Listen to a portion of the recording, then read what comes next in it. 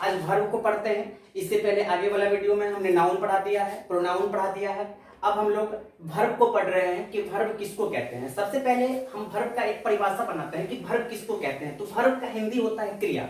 जो कुछ भी हम काम करते हैं वही हमारा वर्ब कहलाता है। तो हम यहाँ पे कह सकते हैं वर्ब का परिभाषा कि काम करने को क्रिया कहते हैं। और अगर परिभाषा लिखेंगे इंग्लिश में तो लिख सकते हैं कि डूइंग एक्शन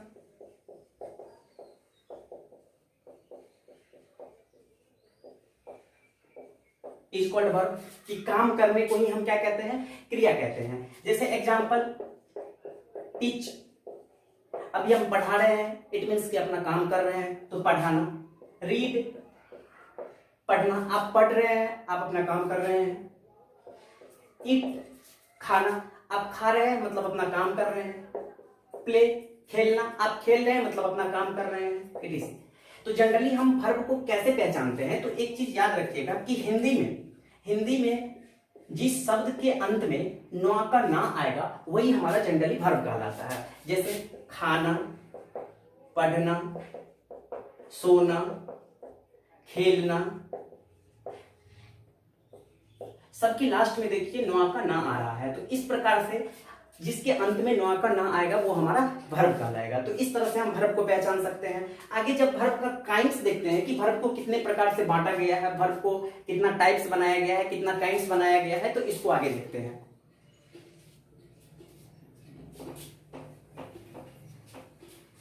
वर्ब को जनरली दो प्रकार से बांट दिया गया है। एक को बोला गया प्रिंसिपल वर्ब,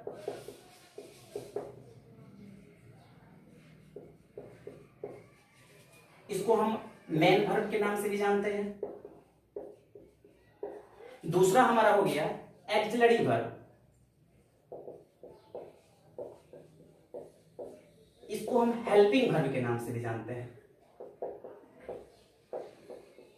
इसको हम हेल्पिंग वर्ब के भी नाम से जानते हैं। तो प्रिंसिपल वर्ब किसको कहते हैं और एक्सिलरी वर्ब किसको कहते हैं। तो प्रिंसिपल वर्ब हमारा जो होता है इसका दूसरा नाम मेन वर्ब भी है। किसी भी सेंटेंस में जो वर्ब अपना मुख्य काम करेगा, किसी भी सेंटेंस में जिस वर्ब का मुख्य काम होता है वही वर्ब हमारा प्रिंसिपल वर्ब कहलाता है। तो परिभाषा हम लिख सकते हैं कि the verb which plays main role in any sentence is called principal verb. तो प्रिंसिपल वर्ब हम कह सकते हैं कि the verb which plays main role या मेन वर्क कह सकते हैं, जो मुख्य काम करता है इन एनी सेंटेंस, वो हमारा प्रिंसिपल वर्ब कहलाएगा। जैसे एग्जांपल में प्ले, गो, कम, इट, ये सब हमेशा जब भी ये वर्ब यूज होगा सेंटेंस में तो हमेशा ये मुख्य काम करेगा। और दूसरा पहचानने का नियम आप लिख सकते हैं कि वर्ब को हम कैसे प्रिंसिपल वर्ब को और पहचानेंगे। तो प्रिंसिपल वर्ब को पहचानने का ये नियम आप लिख लीजिए कि प्रिंसिपल वर्ब को हम पहचानते हैं कि जिस वर्ब का V1, V2, V3, V4 और V5, जिस वर्ब को V1, V2, V3, V4 और V5 में चेंज कर सकते हैं, बदला जा सकता है, वो वर्ब हमारा प्रिंसिपल वर्ब कहलाएगा। इसमें देखिए प्ले को अगर बदलेंगे प्ले, प्लेड, प्लेइंग, प्लेज, इस प्रकार से go, went, gone, going, goes, eat, ate, eaten, eating, eats. तो इस प्रकार से जिस वर्ब को भी हम पांचों रूप में बदल सकते हैं उसको हम क्या कहते हैं, उसको हम प्रिंसिपल वर्ब कहते हैं। और एक्सिलरी वर्ब क्या होता है, तो एक्सिलरी वर्ब जो प्रिंसिपल वर्ब को मदद करने के लिए आता है, हेल्प करने के लिए आता है, वो हमारा एक्सिलरी वर्ब या हेल्पिंग वर्ब कहलाता है। The verb which helps principal verb, जो प्रिंसिपल वर्ब को मदद करता है वही हमारा एक्सिलरी वर्ब कहलाएगा। जैसे लिखते हैं I am eating a mango. तो यहां देखिए ईटिंग जो है हमारा V4 है। तो इसमें कि V4 जिसको सब रूप में बदल सकते हैं, पांचों रूप में बदल सकते हैं, वो हमारा प्रिंसिपल वर्ब हो जाएगा। और इस सेंटेंस में ईट जो है मुख्य काम कर रहा है तो ये हमारा मेन वर्ब हो गया। और इस वर्ब को हेल्प करने के लिए एक वर्ब आया है एम, तो ये हमारा क्या हो जाएगा, एक्सिलरी वर्ब हो जाएगा। तो इस प्रकार से is, are, am, has, have जो भी है हमारा एक्सिलरी वर्ब है। आगे देखते हैं कि आगे काइंड्स निकालते हैं कि प्रिंसिपल वर्ब और एक्सिलरी वर्ब को भी आगे जाकर के बांट दिया गया है। सबसे पहले प्रिंसिपल वर्ब लेते हैं।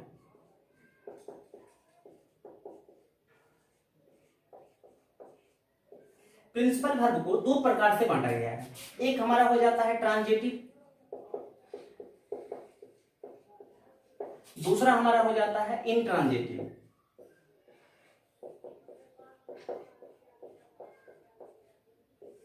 ट्रांजिटिव वर्ब किसको कहते हैं और इनट्रांजिटिव वर्ब किसको कहते हैं? तो ट्रांजिटिव वर्ब कहते हैं the verb which need object to complete its sense.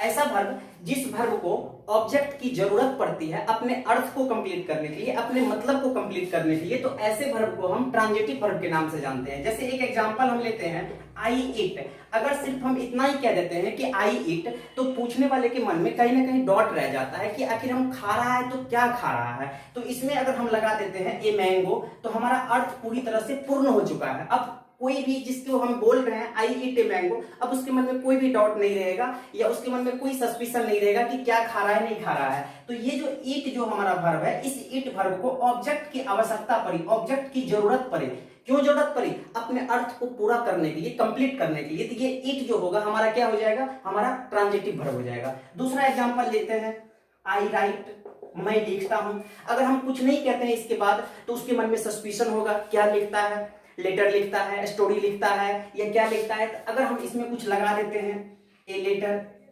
तो अब हमारा अर्थ पूरा हो गया। तो ये राइट वर्ब को जरूरत पड़ी, किसका जरूरत पड़ा? ऑब्जेक्ट का जरूरत पड़ा अपने अर्थ को कंप्लीट करने के लिए। तो जिस किसी भी वर्ब को ऑब्जेक्ट का जरूरत पड़ता है अपने अर्थ को कंप्लीट करने के लिए, अपने मीनिंग को कंप्लीट करने के लिए, तो वो वर्ब हमारा ट्रांजिटिव वर्ब कहलाता है। इनट्रांजिटिव वर्ब किसको कहेंगे? जस्ट इसका अपोजिट, इसका उल्टा हो जाएगा। जिस वर्ब को ऑब्जेक्ट की जरूरत नहीं पड़ती है, the verb which do not need object to complete its sense। ऐसा वर्ब जिसको ऑब्जेक्ट की जरूरत नहीं पड़ेगी अपने अर्थ को पूरा करने के लिए, उस वर्ब को इंट्रांजिटिव वर्ब कहेंगे। जैसे लिखते हैं आई स्लीप, मैं सोता हूं। अर्थ पूरा कंप्लीट है और किसी चीज की आने की कोई जरूरत नहीं है। ही laughs, वह हंसता है। अर्थ पूरी तरह से कंप्लीट है, किसी चीज की जरूरत नहीं है। अगर मान लेते हैं कि कहीं कहीं पे दिया हुआ रहता है, जैसे मान लेते हैं हम कहते हैं आई, यहां पे आई स्लीप, इसी से ले लेते हैं, I sleep on the bed. अब आपको लगेगा कि यहां पे ऑन द बेड, क्योंकि वर्ब के बाद जनरली हमारा ऑब्जेक्ट आता है, तो आपको लगेगा कि ये हमारा ऑब्जेक्ट है, तो इसका मतलब ये ट्रांजिटिव वर्ब है। याद रखिए कि ये जो है हमारा ऑन द बेड, ये ऑन द बेड हमारा ऑब्जेक्ट नहीं है। ऑब्जेक्ट हम किसको कहते हैं? तो ऑब्जेक्ट के लिए आप मेरा वीडियो देख लीजिएगा कि ऑब्जेक्ट और सब्जेक्ट पे एक खास वीडियो बनाया हुआ है कि हम कैसे किसी भी सेंटेंस का ऑब्जेक्ट को पहचानेंगे, सब्जेक्ट को पहचानेंगे। फिर से एक बार हम रिपीट कर देते हैं कि ऑब्जेक्ट या सब्जेक्ट का अगर बात करते हैं, तो याद रखिए कि किसी भी सब्जेक्ट का ऑब्जेक्ट या सब्जेक्ट क्या हो सकता है। तो जब भी आपको ऑब्जेक्ट किसी का पता करना हो, तो आप व्हाट से क्वेश्चन पूछिए। व्हाट मतलब क्या।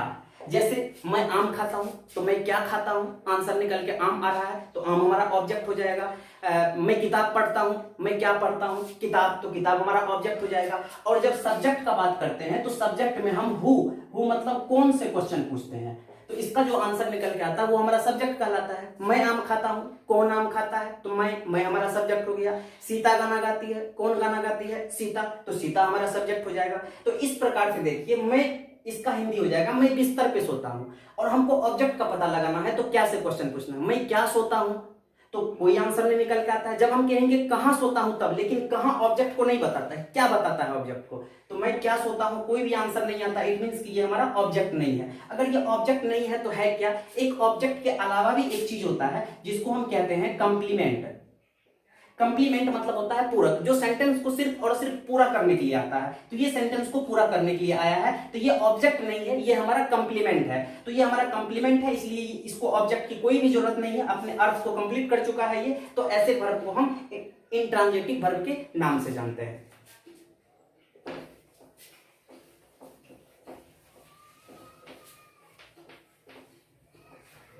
आगे देखिए, प्रिंसिपल वर्ब को हमने बांटा, तो प्रिंसिपल वर्ब हमारा दो प्रकार से हो गया, ट्रांजिटिव और इंट्रांजिटिव। इसी प्रकार से हम अगर एक्सिलरी वर्ब को हम बांटते हैं तो एक्सिलरी वर्ब भी हमारा क्या होता है, एक्सिलरी वर्ब हमारा तीन प्रकार का हो जाता है। एक को कहते हैं प्राइमरी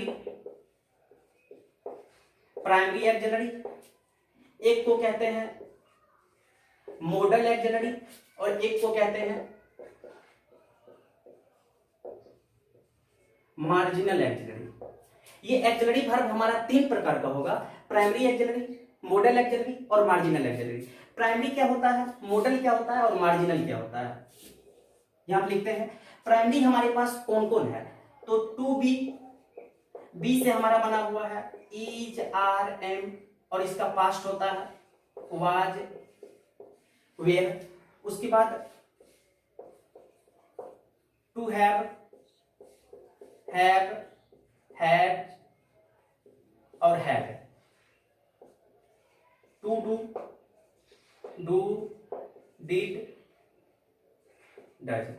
ये हमारा प्राइमरी हो गया, is, are, am, was, were, have, has, had, do, did, does. तो ये हमारा प्राइमरी हो गया। मॉडल क्या हो जाएगा, मॉडल होगा विल, इसका पास्ट हो जाएगा वुड, शैल, इसका पास्ट हो जाएगा शुड, कैन, इसका पास्ट हो जाएगा कुड, मे, इसका पास्ट हो जाएगा माइट, उसके बाद फिर मस्ट।